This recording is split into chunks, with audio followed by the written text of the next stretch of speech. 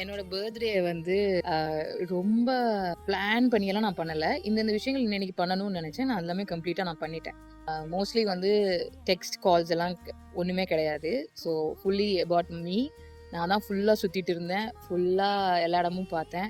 தனியா தான் எல்லாமே பண்ணேன். So almost complete. So ending பாயிண்ட்டா வந்து இந்த இந்த டவர் பீச் முன்னாடி அந்த வியூல எண்ட் பண்ணணும் அப்படின்னு நெனச்சேன். தென் அங்க தான் இருக்கேன் நானு.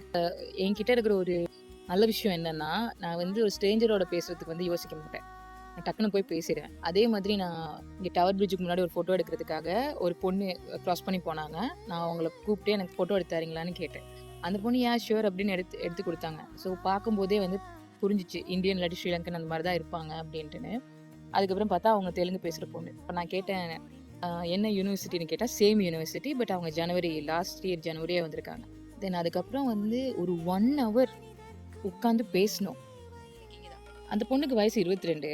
அந்த பொண்ணு கோ த்ரூ பண்ண விஷயம்லாம் ஒன்னொன்னா சொல்ல ஆரம்பிச்சா. அவ்ளோ பெர்சனல் விஷயமும் சொல்ல ஆரம்பிச்சா.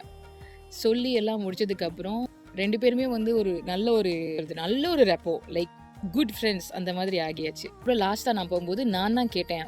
Instagram ஒரு Facebook ஏதாவது தாங்க அப்படின்னு. அப்போ உடனே சொன்னா, "இல்ல வேணாம். இது அந்த மாரி இருக்க வேணாம். இந்த 1 ஹவர் நான் காலத்துக்கும் நான் மறக்க மாட்டேன். இது வந்து ஒரு நல்ல ஒரு மெமரியாவே இருந்துக்கிடட்டும்" அப்படின்னு சொல்லிட்டு அந்த பொண்ணு கிளம்பி போயிருச்சு. இதெல்லாம் வந்து சினிமால தான் நடக்கும். ஆமாவா? இல்லையா? நான் இந்த பர்த்டேக்கு நான் நெனச்ச ஒரு விஷயம் என்னன்னா, I should attract right people. அதுல வந்து நான் உள்ளுக்குள்ள திருத்த வேண்டிய விஷயமும் நெறைய இருந்துச்சு. And I think today is the best day and best start for everything.